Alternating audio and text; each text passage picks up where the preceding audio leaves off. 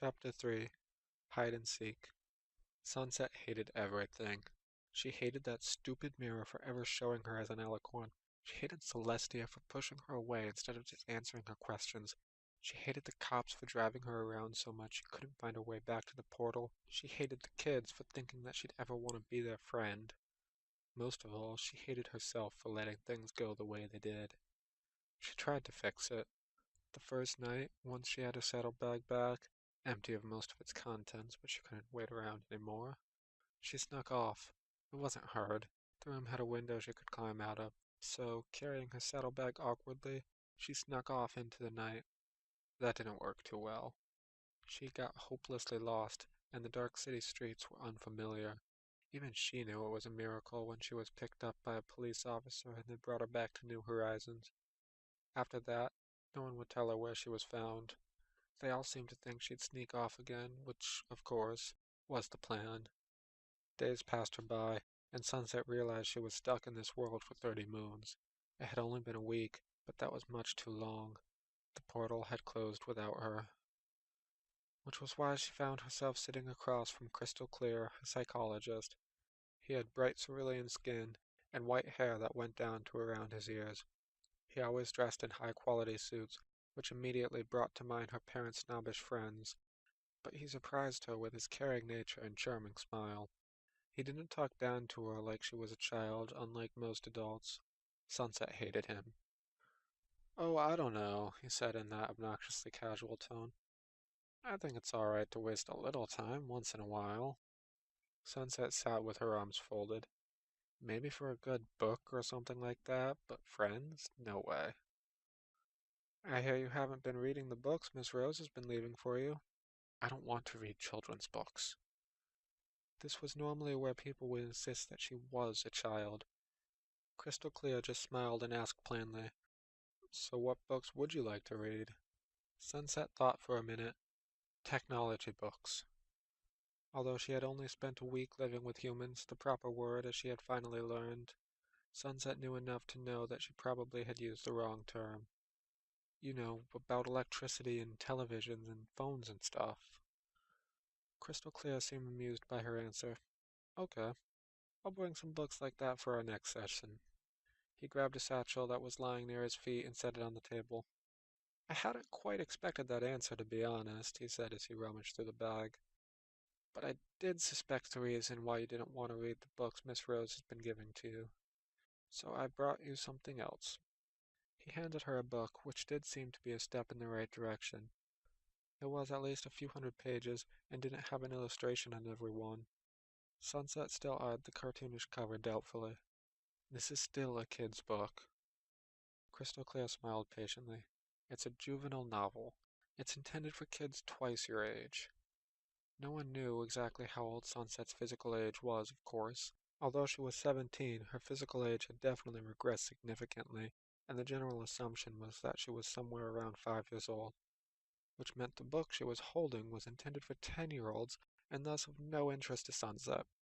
"Don't you have any adult books?" "Not with me now." Crystal Clear set his satchel back on the ground and folded his hands on his desk. "Humor me, Sunset. If you read that book and can show me that you understood it, I'll bring you something more advanced." "And the textbooks," Sunset stated. Although she was in no position to make demands, she often still did. "Yes, I'll bring you both. But," he leaned across the desk, "I want you to try getting along with the other kids." Sunset set the book back on the table. "Not worth it." Crystal Clear sighed. Sunset knew even his patience would wear thin at her refusal to get along with the others, and she was half looking forward to wearing him down. It seemed to be the only thing she could still enjoy. "I understand that you're frustrated, but there's no need to lash out at the other kids." Sunset frowned, knowing exactly what he was talking about. "That wasn't my fault." "Well, would you like to tell me your side of the story then?" He was always doing that, always trying to get her to talk more about her experiences. Normally she wouldn't. There wasn't a point since she didn't actually want his sympathy or anything. But there was a reason now. Sunset looked at the book. She had absolutely no interest in reading it, but it was a gateway to the best thing this world could offer her. She took a deep breath. "Fine," she relented. I'll tell you what happened. It was the third day since Sunset had wound up at New Horizons Home for Children. She spent most of her time in her room, or wandering around in the places she was permitted to be on her own. All in all, she was exceptionally bored. Unfortunately, she must have looked it too, or maybe they just took pity on her because of her situation, which was even worse. Regardless of why they did it, two girls had decided to be Sunset's friend. At first, they weren't too bad. They would ask her to play with them, and she would tell them no, and that was that. But each day they seemed to grow more insistent. Sunset, come play dolls with us, Dewdrop said. I don't like dolls, Sunset answered. Come on, don't you like anything fun? Sugar Breeze protested. Sunset glanced up from her book. Nope, nothing. So why don't you two just go play on your own? Sugar Breeze tilted her head to the side. That's a dictionary. Dolls are much more fun than dictionaries. It was a fair point. Sunset would have a hard time trying to justify a dictionary as fun. And in truth, she wasn't actually having any real fun with it. But it just so happened that this dictionary contained tons of words she would be expected to know in this world, and she was determined to learn them. She had made the mistake of saying persons out loud, and had been laughed at for it. Sunset hated being laughed at, and wouldn't allow it to happen again. Person, noun, a human being regarded as an individual, plural, people, persons. This world was bucking stupid. Okay, let's play something else then, Dewdrop suggested.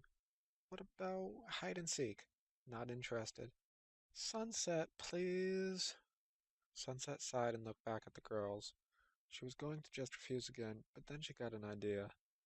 There was no telling why they were so hung up on being friends with her, but they were. So she would solve two problems at once. Okay, fine. You two go hide, and I'll come find you. Okay, Dewdrop said excitedly. Sugar Breeze wasn't convinced, though. You promise? You'll really play? She asked skeptically. I promise, Sunset said with a practiced smile. How high should I count? 100, Dewdrop said. Okay, I'll count to 100. It seemed they were both convinced she would stick to her word, so they ran off. Sunset just returned to her book. It was perfect. She'd gotten rid of them, and they would hopefully learn that she wasn't someone they would actually want to play with anyway. Sunset flipped to the definition of television. She'd learned what a television was by watching the one in the lounge room, but hoped she could learn a bit more from the dictionary. It was unlikely, but she didn't have anything else to do. Technology was the one thing Sunset loved about Earth. It was like human magic. Long enough passed that Sunset found herself idly flipping through the dictionary, just looking at the illustrations. She had honestly forgotten about the game of hide and seek by the time Sugar Breeze came back. You are still here? She asked incredulously. Sunset face-palmed. Oh, right, the game. Sorry about that. What happened was that I was counting, and then I realized I don't care. Sugar Breeze placed her hands on her hip and did the best menacing look a 6-year-old could accomplish. You promised. You're right, I did, Sunset shrugged. But I'm also a huge bitch, so, there's that. Sugar Breeze's arms went limp and her jaw fell open. She stared for a second while Sunset wondered if she was intentionally exaggerating her expression before puffing out her cheeks and pointing accusingly at Sunset. You swore! Of course, why hadn't she thought of that before? It was such a simple way to keep oh-so-good little girls away from her. Yes, yes I did, because I am a bitch and I'll use whatever language I bucking want. It seemed Sugar Breeze finally got the message because she quickly ran away. Sunset just smiled at her success. After doing something that was legitimately fun, Sunset couldn't bring herself to read any more of the dictionary. She decided to take a walk out to the garden, content in the knowledge that if she ran into any other kids, she'd know exactly how to get rid of them. Perhaps unfortunately, she didn't run into any other kids. None that seemed concerned with her in any case. Most of the kids understood that she was uninterested in them and kept to themselves. No matter how much fun it had been to watch Sugar Breeze's reaction, Sunset wasn't going to go starting any problems. She definitely had her limits on what she was willing to put up with, but she was by no means a bully. Aside from her room in the library, the garden was easily Sunset's favorite place. Since there wasn't anything to do in her room, the library's collection of books left her wanting. Deciding where to wander was an easy choice. She strolled leisurely through the flowers, wishing there was a better way to use her time. Sunset stopped as she heard the flowers rustling. She turned to face the direction of the sound and saw a poorly hidden child. Dewdrop? With a giggle, Dewdrop emerged from her hiding spot. You found me! Sunset almost wondered why Dewdrop was happy about that, but then she realized she didn't care. I can't believe you really stayed hidden for that long. Dewdrop ran up to Sunset, stopping entirely too close to her. I knew you'd really play. Sugar Breeze said you wouldn't, but you promised, so you did. Why do kids have to be so damn cheerful? Sunset hooked her hands into her pockets and turned away. That's great and all, but I forgot about the stupid game. I just came out here because I wanted to. Oh. Dewdrop looked down, genuinely hurt by the statement. It only lasted a moment, though, and when she looked up, it was with an energetic expression once again. Well, then we can play something else. Sunset arched an eyebrow as she stared at Dewdrop. She was such a bubbly idiot that Sunset almost felt bad for Sugar Breeze. At least she seemed like she might grow up to be someone who wasn't obnoxious. I don't want to play any games. Maybe later? Don't hold your breath. Dewdrop's head hung low, and Sunset was almost foolish enough to take her silence as an indication that she'd leave her alone. Almost, but she knew better. Sunset, why don't you ever want to play with us? Where should she start? Sunset grinned, ready to list the reasons, but then she got a good look at Dewdrop. She looked almost scared, as if the answer might somehow physically harm her. Dewdrop and Sugar Breeze were obnoxious. Sunset desperately wanted them to leave her alone. But they were also children, and Sunset didn't want to terrorize the poor idiots. So much for not being a bully. Sighing deeply, Sunset pressed her hand against the bridge of her nose. Look, Dewdrop, I don't like the things you like. We don't have a lot in common. I'm not trying to be mean here, but I really don't want to be your friend. It was a perfectly reasonable explanation. Sunset had buried away all her malice and laid the facts out bare. She had used as calm of a tone as she was capable of, and had controlled her body language enough to not give the wrong idea. None of which mattered at all, because Dewdrop was already sniffling as she took shaky breaths. You hate me. Sunset furrowed her brow and shook her head. That's not what I said, at all. The actual tears were starting.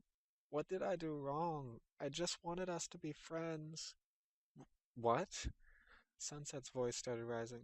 Did you even listen to me? I'm I'm sorry. I didn't mean to.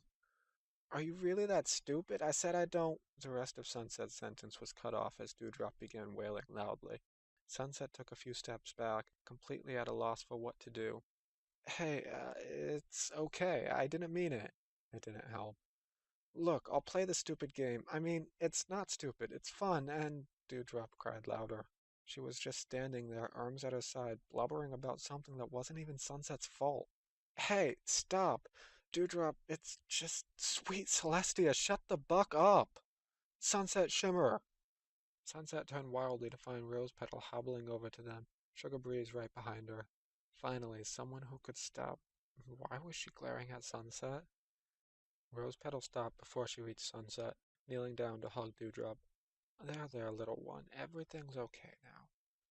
Because she arrived just in time to see the troubled girl cursing at the sweet little innocent child, Sunset noted. It was not the best way the situation could have gone. She just shoved her hands in her pockets and frowned. At least there was one good thing from this. Judging from the glare she was getting from Sugar Breeze, it was unlikely either of them would want to try to be friends with her anymore. So I wasn't really trying to yell at her, Sunset reiterated. I see. Crystal Clear had listened patiently through Sunset's story. She supposed that was just part of his job. I can see how that could have happened, and I believe you didn't mean to hurt Dewdrop's feelings. Exactly. But you did break a promise to play with them, and you should have been nicer to Sugar Breeze. But I told them no. Sunset threw her arms out as she spoke, scarcely believing he wasn't taking her side completely. I told them no every single time they asked. I told them I don't want to play with them. Why is it okay for them to keep pestering me when I don't want to play with them? Crystal Clear sighed and glanced down at his desk. When he looked up, he wasn't frowning exactly, but he seemed far from pleased. Sunset, what do you know about Dewdrop? Not much, but I don't need a PhD in psychology to guess she might be bipolar. Dewdrop was abused before coming to New Horizons. Her parents apparently never wanted a child and never hid that fact from her. She was in and out of child services for her whole life until her parents completely lost custody of her a few months ago. No one else stepped in to take care of her, so she wound up at New Horizons Home for Children. She is only 4 years old and is still learning about complex emotions. She only seems to understand that people will be her friend or they will hate her. And in her history, people who hate her have not been kind to her. Sunset quietly fumed in her chair. Do you understand why I'm telling you this? To make me feel like shit for making her cry? To make you realize you are not the only one with problems. There are 26 other kids at New Horizons, and none of them chose to be there. Most of them wound up there because of some tragedy or other. In the best case scenario, some of the kids have lived there for their whole lives, given up for adoption as babies. Sunset rose to her feet and slammed her hand against the desk. How was I supposed to know any of that? And what the buck do you want me to do about it? I didn't have anything to do with that. Crystal Clear was unfazed by her outburst.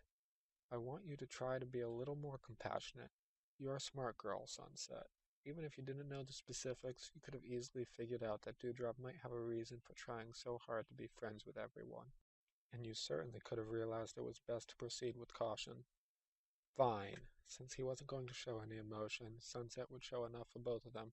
I'm a self-centered bitch. I know that, okay? And trust me, you do not want me to be friends with someone that bucked up. I made her cry when I decided to try explaining things nicely, so what? What do you want me to do exactly? Force a fake friendship with someone I don't even like? Do you really see me sitting around playing dolls and having fucking tea parties? I've said like half a dozen swear words in the last 5 minutes, and I'm honestly not even trying to. I'm not kid friendly. As always, he remained frustratingly passive. I want you to apologize to her and Sugar Breeze. I especially want you to make sure Dewdrop understands that you don't hate her. She will learn that not everyone is going to be her friend, and that's okay. So no, I don't think you need to be her friend. But I still want you to try and be nicer to her. Sunset huffed. You think she'll actually leave me alone after that? Finally, a little emotion shone through on Crystal Clear's face as he smiled sheepishly. I highly doubt it. But this can be good for both of you. You need to learn to be more patient, and she needs to learn to give people space. Realizing it was the best she was going to get, Sunset sank back into her seat. Fine, whatever. I'll apologize. Without swearing, Crystal Clear added. Sunset rolled her eyes. Without swearing. Good. He nodded and smiled, which meant either something very good or very bad was coming. Unfortunately, Sunset's luck hadn't tended towards very good too much over the past week. You'll have to be more careful about what you say from now on. I've been talking with Mrs. Dusk and Miss Rose, and we've reached a decision. That definitely wasn't good.